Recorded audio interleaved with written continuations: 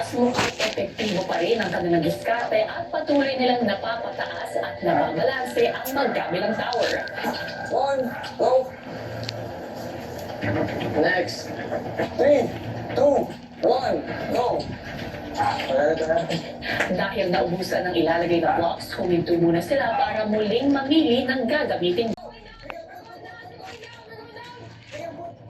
Maroon. Bare do. Ay, dore. Kabi, Rara, iba, ayan, okay, ala, buru, duri, duri.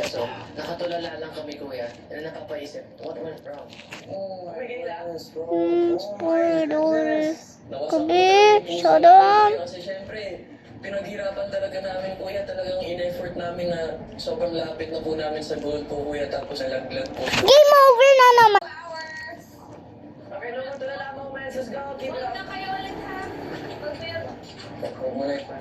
Don't get down, guys. We got this. Sa kanilang pagpapatuloy, muli nilang napataas ang tower. 3, 2, 1, go. Ano ba? Game over na naman. Kita na. Gawin ulit natin. That was really scary, kuya.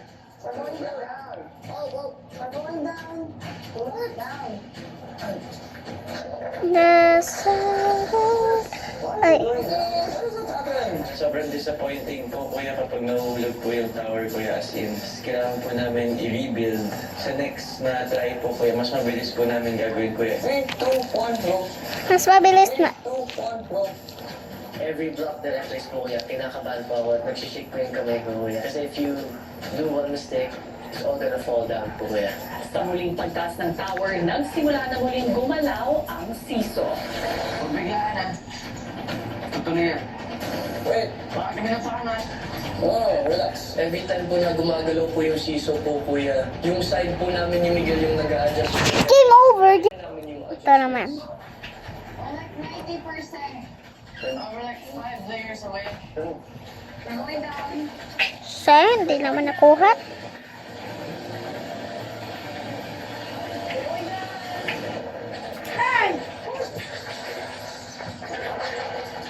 Why does that happen? Yeah, start again. All hour. No, why does that happen? I don't know. Alright, we have exactly an hour.